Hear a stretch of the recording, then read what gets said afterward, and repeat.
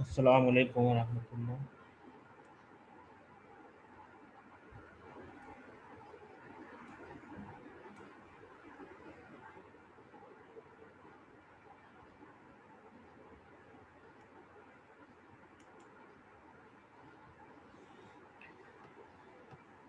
अच्छा जी, ऊप के अंदर आप लोग कॉन्सेप्ट पढ़ते थे डेटा एब्स्ट्रैक्शन का, इनहेरिटेंस का और पॉलीमॉर्फिज्म का।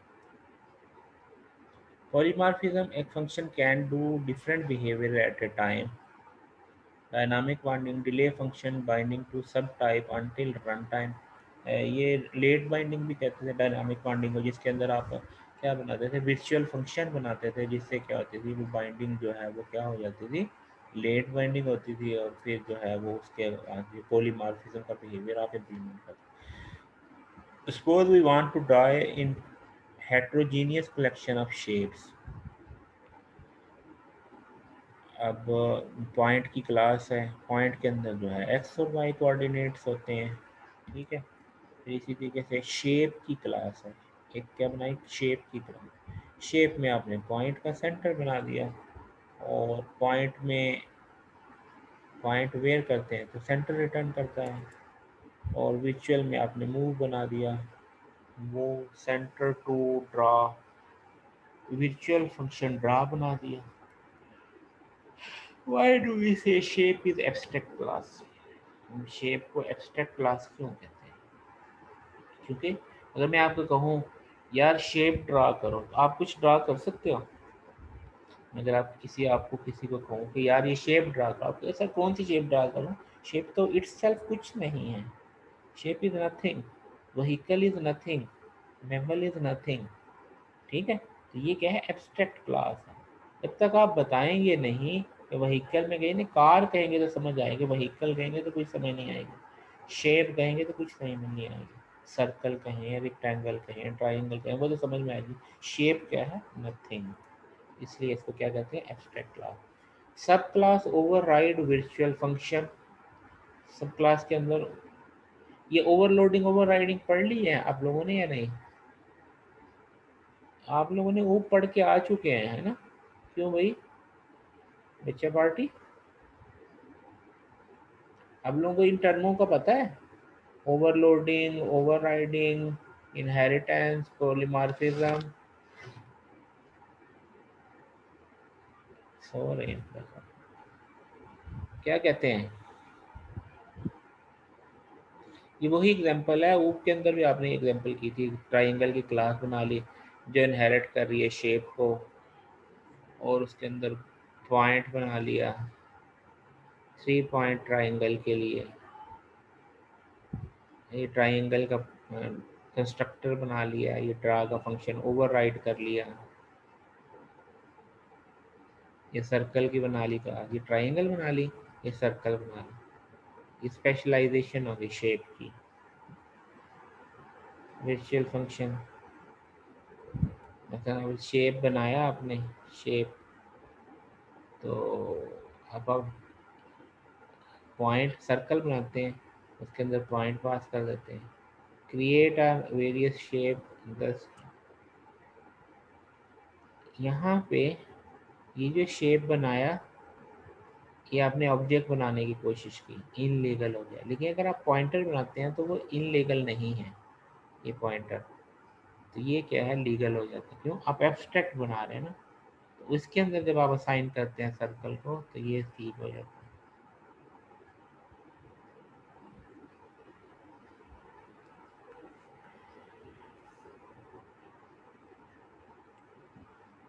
अब इसके अंदर जब आप ड्रा करते हैं तो यहाँ पे जो भी चीज़ आप ड्रा करेंगे वही होगी।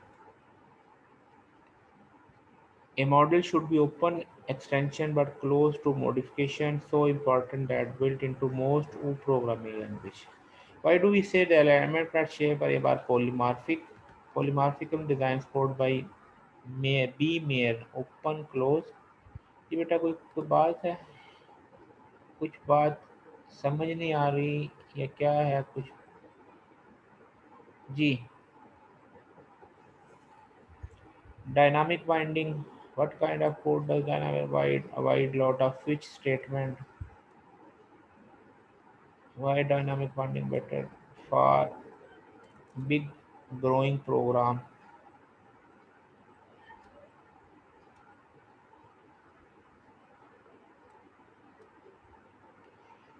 ये चीज़ें तो आपने पढ़ी है। क्लास एंड ऑब्जेक्ट आपने पढ़ा है, स्ट्रक्चर आपने पढ़ा है, subject organise classes into clusters और पैकेजेस।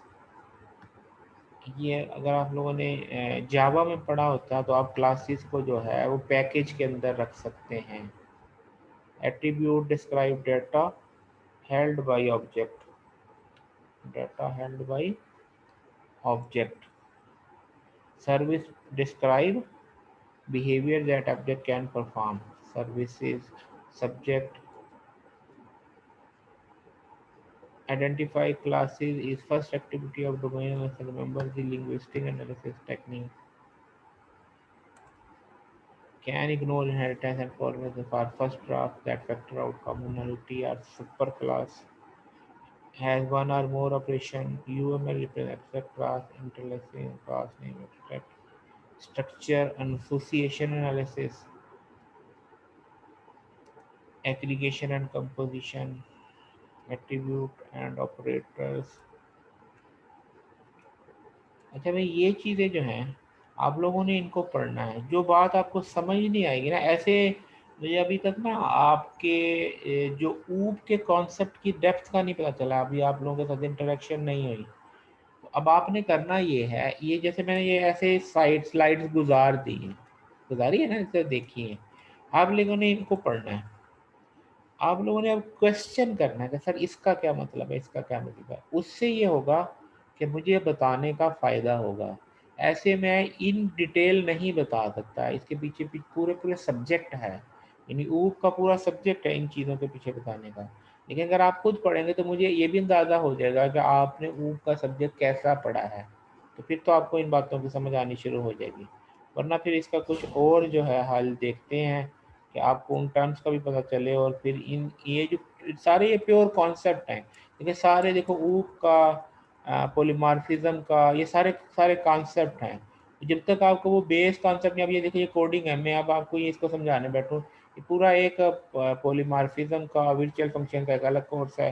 अगर आपने आईटी सीरीज की बुक पढ़ी है फर्ज किया तो उसके अंदर पूरा पूरा चैप्टर है वर्चुअल फंक्शन का, जिसके अंदर डायनामिक बाइंडिंग, स्टैटिक बाइंडिंग, और इसमें वो सारी चीज़ें बताई है, फिर उनका डिफरेंस, वो पूरा पूरा चीज़ें हम पढ़ाते हैं इसमें।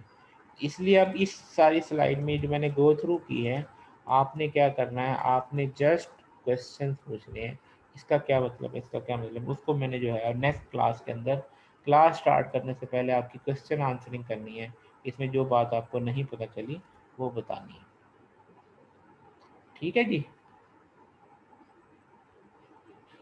बाकी अगर कोई बात अभी तक कोई नहीं पता चली तो पूछ ले, मैं वो स्लाइड का जो है ना, उस स्लाइड पे जाकर मैं दोबारा डिस्कस कर लेता हूँ। अभी 3 क्लासेस के अंदर हमारी ये एक स्लाइड ही कवर हुई है जी। तो नेक्स्ट क्लास में अब आप क्वेश्चन पूछेंगे, अभी अगर कोई क्वेश्चन है तो पूछ ले, वरना फिर मैं इसको एंड करता हूँ।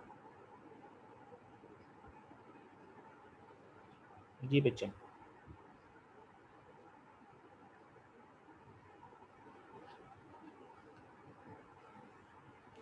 कोई क्वेश्चन नहीं है?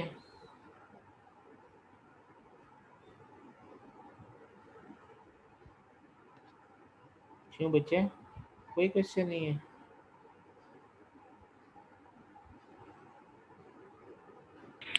No sir. ये एक मैसेज आया जी। यस का क्या मतलब लो बेटा?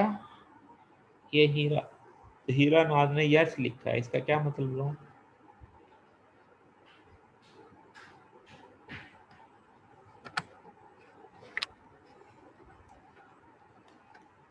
जी अब बोले, मैं इससे पहले आपको सुन नहीं सका, मेरा हेडफोन मैंने हटाया हुआ था। जी बोले।